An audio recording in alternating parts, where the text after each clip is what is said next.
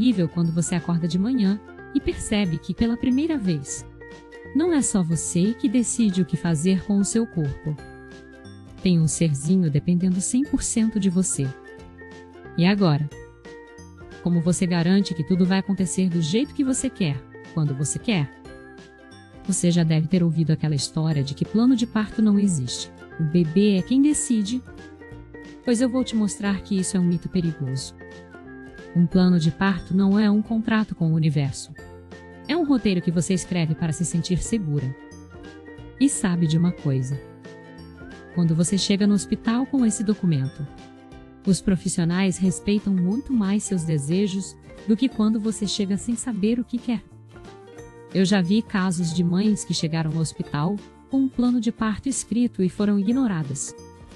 Mas também vi mães que conseguiram evitar uma cesárea desnecessária porque tinham esse documento. A diferença não foi sorte. Foi preparo. Hoje eu vou te mostrar como criar um plano de parto que funciona. Não aquele papel bonito que você faz e esquece na gaveta, mas um plano real. Um plano que você vai usar para se sentir dona da sua história. Vamos começar. Primeiro, você precisa entender que um plano de parto não é sobre controlar tudo. É sobre saber o que você quer e o que você não quer. É sobre se comunicar com a equipe médica de forma clara. E o mais importante, é sobre se preparar para o inesperado. Vamos desmontar juntos os mitos que cercam o plano de parto. Porque eu sei que você já deve ter ouvido que plano de parto é bobagem. Que no final tudo muda mesmo. Que o médico sabe mais do que você. Mentira. Tudo mentira. O plano de parto existe há décadas nos países desenvolvidos. E funciona. Não é mágica. É organização. É informação. É você assumindo o controle da sua gestação, do seu parto e do seu pós-parto. Isso não é egoísmo. Isso é amor. Porque um parto tranquilo para você significa um bebê mais calmo, uma recuperação mais rápida e uma chegada em casa muito mais feliz. Então, se você está cansada de ouvir palpites não solicitadosos, se está exausta de sentir que seu corpo não é mais seu, se está com medo de não conseguir o parto que você imagina, respira fundo. Porque hoje você vai aprender a transformar esse medo em poder. Primeiro passo. Você precisa saber quais são as suas opções. Porque a medicina moderna oferece várias formas de parir. E você tem o direito de escolher. Mas para escolher, você precisa conhecer. Vamos começar pelo básico. Existem dois tipos principais de parto: vaginal e cesárea. Mas dentro desses dois, há inúmeras variações.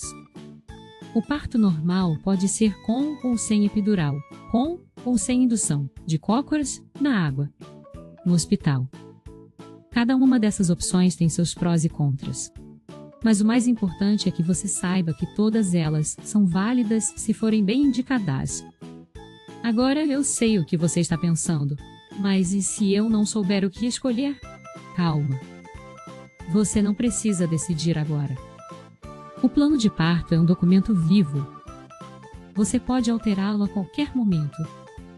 O que importa é que você comece a refletir sobre o que é importante para você. Vou te contar uma história real. Conheci uma mãe chamada Ana. Ela chegou no hospital com um plano de parto escrito e na hora do parto começaram a pressioná-la para fazer uma cesárea.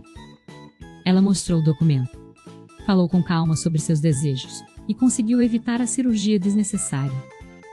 Não foi mágica. Foi porque ela tinha se preparado. Outra história é da Carla. Ela não tinha plano de parto. Chegou no hospital com 7 centímetros de dilatação e o médico decidiu fazer uma cesárea, sem explicar direito o porquê. Ela só percebeu depois que não precisava ter sido assim. Ela entrou em trabalho de parto no domingo e só saiu do hospital na quarta-feira. Porque a cesárea não foi necessária, mas foi feita assim mesmo. A diferença entre Ana e Carla: preparo, informação, confiança.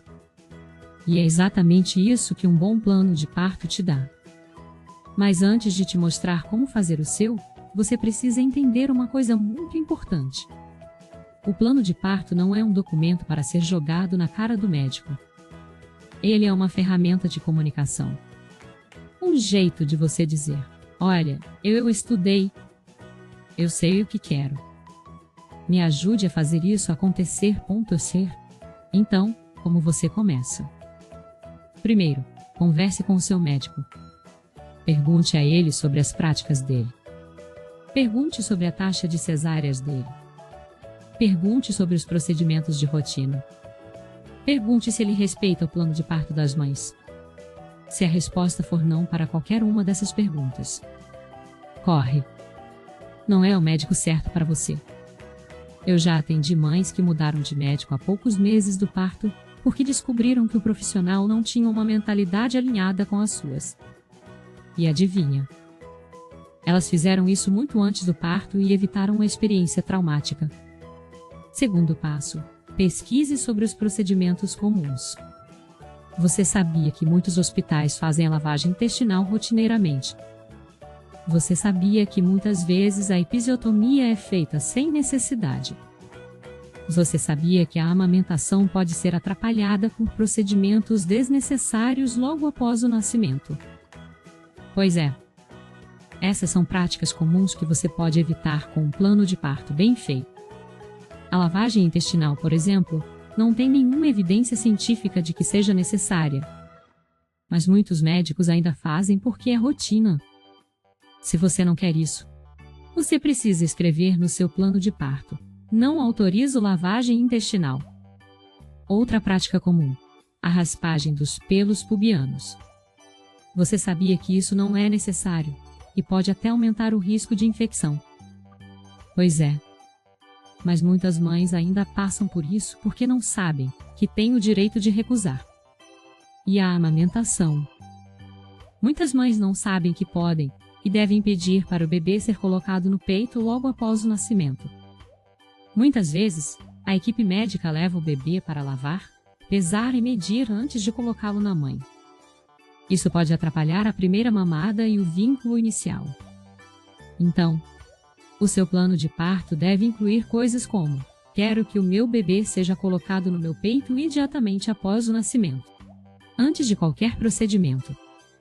Simples assim. Terceiro passo: converse com outras mães. Veja o que funcionou para elas. Veja o que elas mudariam. Veja que tipo de perguntas elas fizeram ao médico. Porque a experiência de uma mãe pode te poupar de muita dor de cabeça. Eu sempre recomendo que as mães façam um curso de preparação para o parto. Não aquele curso básico de respiração que sua sogra insiste que você faça, mas um curso que realmente te prepara para as decisões que você vai tomar. Nesses cursos você vai aprender sobre a fisiologia do parto, sobre os sinais de que tudo está indo bem, sobre quando é necessário intervir e quando não é. Você vai aprender a confiar no seu corpo. E o mais importante, você vai aprender a confiar em você mesmo.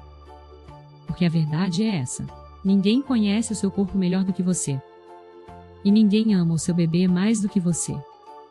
Então, por que você deixaria que outras pessoas decidissem como o seu bebê vai nascer? Agora, vamos ao que interessa. Como fazer um plano de parto que funciona? Eu vou te dar um modelo passo a passo.